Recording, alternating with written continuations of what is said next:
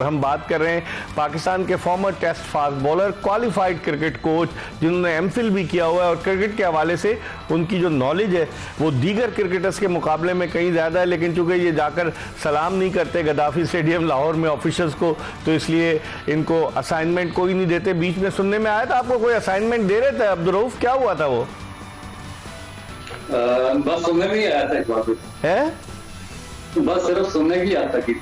अच्छा लेकिन बाकी आप देखें कितने कोचेज हमने रखे हुए हैं, किस तरह के कोचेज हैं आपने देखा है। और जो आपके नदीम खान साहब हैं उन्होंने अपने दोस्तों यारों को नवाज दिया है, एक दो वनडे खेलने वाले, कि उनका कोचिंग का क्या तजुर्बा है, वो पाकिस्तान की अंडर 19 टीम के साथ लग गए। तो आप नहीं समझते कि इस मुल्क में कॉम्पिटेंसी के बजाय, मेरिट के बजाय सिफारिश ज़्यादा काम करती है? बिल्कुल ऐसे ही सारा सिस्टम सिफारिश पे यहाँ पे चलता है। अगर आपके पास सिफारिश है तो आपको किसी इनोवेशन की जरूरत नहीं है, किसी आपको एजुकेशन की जरूरत नहीं है, और आपको किसी एक्सपीरियंस की जरूरत नहीं है, आपको सिर्फ सिफारिश चाहिए। और सिफारिश भी वो चापलूसी वाली डे बहुत सीनियर प्लेयर्स जिन्होंने ऑब्लाइज किए हुए पाकिस्तान टीम के साथ, और आगे उन्होंने अपना एक ग्रुप रखा हुआ जो उनके बच्चों को, उनके भतीजों को, उनके रिश्तेदारों को और उनके आगे रिश्तेदारों और उनके दोस्तों को नवाज रहे हैं। तो इस तरह के जो मेरिट पे लोग हैं वो कभी भी इस क्रिकेट बोर्ड में काम नहीं कर सकते और आप फ्लॉरिश हो सकते हैं। यहाँ पे सिर्फ नेपोटिज्म चलेगा, सिफारिश चलेगी, और यही इसी तरह का जो कल्चर है वो पाकिस्तान क्रिकेट में वो डेवलप करना चाह रहे हैं।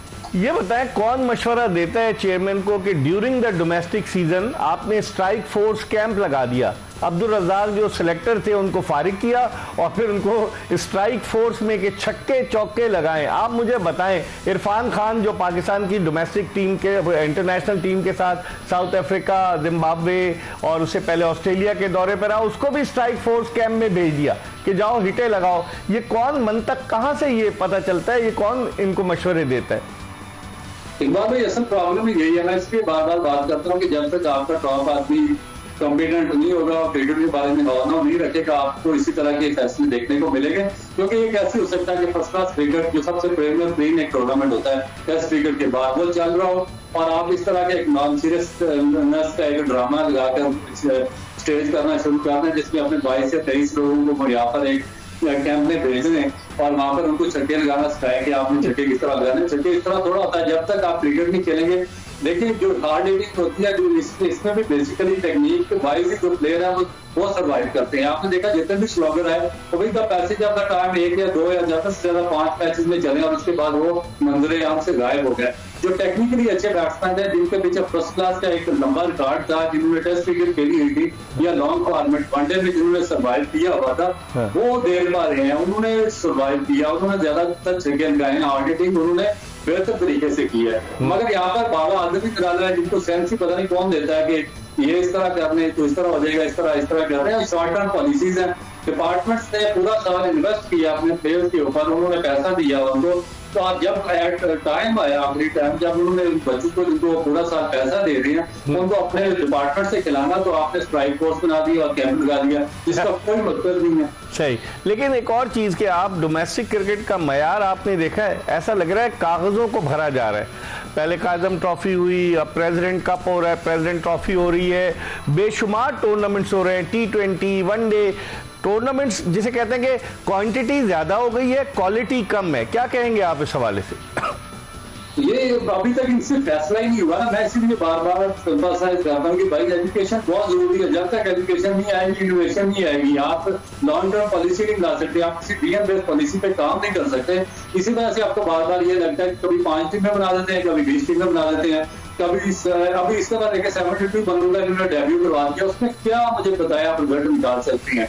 और जब पिछली पॉलिसी थी उसमें 5 टीमें बनाई है, 25 करोड़ की आबादी के लिए 5 टीमें, 5 करोड़ के लिए यानी कि 15 बंदों की एक टीम, यानी कि एक नॉनसेंस कंप्लीटली एक अप्रोच है। और उसमें फिर ये अभी जो करंट सीजन चल रहा है, इनको ये भी नहीं पता है कि ऐसे इन्होंने जिनको गरीब किस्म के लोग यहाँ पर बिठाए हुए हैं सिफारशी ला के, तो उनको पता ही नहीं है किस तरह सिस्टम चलाना है, विंटर में किस तरीके से मैचेस करवाने हैं, समर में कैसे करवाने हैं, जो दरमियान में मौसम है उसमें कैसे मैचेस करवाने हैं, फिर उसके बाद बॉल कौन सी इस्तेमाल करनी है। जब आप फ्लैट पिचे बनाते हैं, डेड पिचे बनाते हैं, आप कोकाबरा की बॉल लगा देते हैं, बॉल पहुंचती नहीं है, बैट्समैन के लिए पैराडाइज बन जाता है, आपके 99% मैचेस ड्रा हो जाती हैं, स्कोर की लाइन लग जाती है। जब आप ब्लू की बॉल लगाते हैं आर्टिफिशियल वो भी फेक बनवा के और उसमें आप घास छोड़ देती हैं, तो ग्राउंड और पिचेस बिल्कुल एक तरह की हो जाती हैं, तो वहां पे बॉलर्स की जन्नत बन जाती है। और वो कोई बॉलर 10 आउट कर रहा है, कोई 8 आउट कर रहा है, 2 दिन में मैच खत्म हो रहा है, कोई 1.5 दिन में मैच खत्म हो रहा है। अजीबोगरीब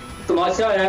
इसी तरह के अंडर 19 क्रिकेट चला रहे हैं। अंडर 15 क्रिकेट में जो 2 साल पहले अंडर 15 खेले, उनके लिए इन्होंने मना कर दिया कि ना अंडर 17 खेल सकते हैं, ना 18 खेल सकते हैं, तो वो फिर आपको दोबारा उनको इजाजत दे दी। अंडर 19 का एक मैच हुआ रीजन का, और उसके बाद वो पूरा टूर्नामेंट पोस्टपोन हो गया, वुमेन का पोस्टपोन कर दिया। फर्स्ट क्लास के दरमियान में आपकी दूसरे टूर्नामेंट T20 के आप करवा रहे हैं, तो समझ से बाहर है मेरे। कोई समत नजर नहीं आती कि किस सम पे जा रहे हैं। आपने डोमेस्टिक की बात की, मोहम्मद हफीज जो पाकिस्तानी क्रिकेट टीम के डायरेक्टर रहे हैं, पाकिस्तान के फॉर्मर कैप्टन, वो सुई नॉर्दर्न गैस पाइपलाइंस की टीम के साथ अटैच्ड हैं, और उन्होंने एतराज़ किया जो नेशनल स्टेडियम के बाहर बी ग्राउंड था, उस पर मैच हो रहा था, तो फिर उनका मैच शिफ्ट किया गया।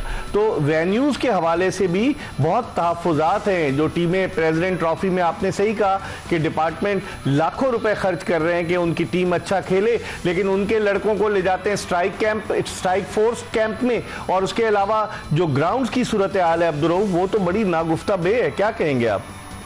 बिल्कुल बिल्कुल एक टोटल डिजास्टर है, कोई डेवलपमेंट नहीं है। यानी कि 75 सोच भी नहीं सकते कि पाकिस्तान क्रिकेट बोर्ड 75 ईयर से एक फंक्शनल इदारा है जिससे 2 वर्ल्ड कप जीते हुए हैं, जिसने लातादार सुपरस्टार प्रोड्यूस करके दुनिया को दिए हुए हैं।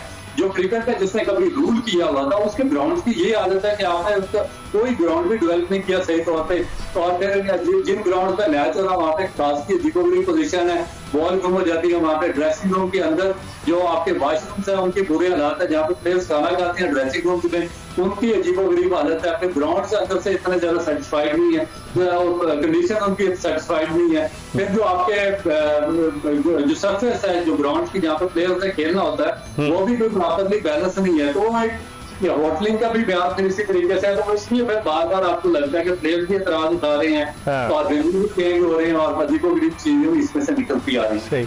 अच्छा, अब आप ये बताइए कि आपकी नज़र में चैंपियंस ट्रॉफी के लिए कौन सी टीम फेवरेट है? ऑस्ट्रेलिया में मिचेल मार्श जो थे वो अनफिट हो गए, वो नहीं आ रहे टीम के साथ, और उसके अलावा न्यूजीलैंड से भी अब डफी को वो लेकर आए हैं। टीमों में रद्दोबदल है, लेकिन बेशतर टीमों ने अब्दुल रऊफ स्पिनर्स को शामिल किया है, स्पिनर्स को उन्होंने तरजीह दी है। आप इन सारी टीमों में, इन 7-8 टीमों में पाकिस्तान को भी इंक्लूड कर लें, आप क्या समझते हैं कौन सी टीम जो है इन कंडीशंस में बेहतर परफॉर्म कर सकती है? देखिए, एक बात है कि पाकिस्तान की पिचेस है, यहाँ पर स्पिनर्स बहुत डोमिनेंट अपना रोल अदा करेंगे, क्योंकि लास्ट जो आपने देखा ना वर्ल्ड कप, तो उसमें आप देखें कि ऑस्ट्रेलिया की टीम फाइनल में पहुंची और इंडिया की टीम फाइनल में पहुंची है। ऑस्ट्रेलिया के जो तीनों फास्ट बॉलर थे, उन्होंने डेड पिचेस पर भी आउटस्टैंडिंग बॉलिंग की है। उसमें हैजलवुड ने, स्टार्क ने, और उसके बाद जो कैप्टन सिमंस है, और उसके बाद जो उनके एडम जंपा थे, उन्होंने एक अपना डिफरेंस क्रिएट किया सारे टूर्नामेंट के अंदर और टीम को फाइनल तक लेकर गए। इसी तरह अगर आप इंडियन टीम जो दूसरी टीम फाइनल में पहुंची है, इंडिया, उसकी भी अगर आप बॉलिंग देखें तो जो शामी थे उन्होंने आउटस्टैंडिंग बॉलिंग किया, उसमें बुमराह ने बहुत ही आउटस्टैंडिंग बॉलिंग की और सिराज ने। फिर जो उनके 2 स्पिनर थे जडेजा और कुलदीप यादव, उन्होंने बहुत ही मेजर किरदार अदा किया। जो तीसरी टीम थी साउथ अफ्रीका, उनकी फास्ट बॉलिंग ने डेफिनेट डोमिनेट किया। रबाडा ने, जैनसन ने और विलियम्स थे, और साथ में महाराज ने काफी हद तक दूसरा स्पिनर्स की कमी थी, जिसकी वजह से वो ऊपर नहीं जा सके।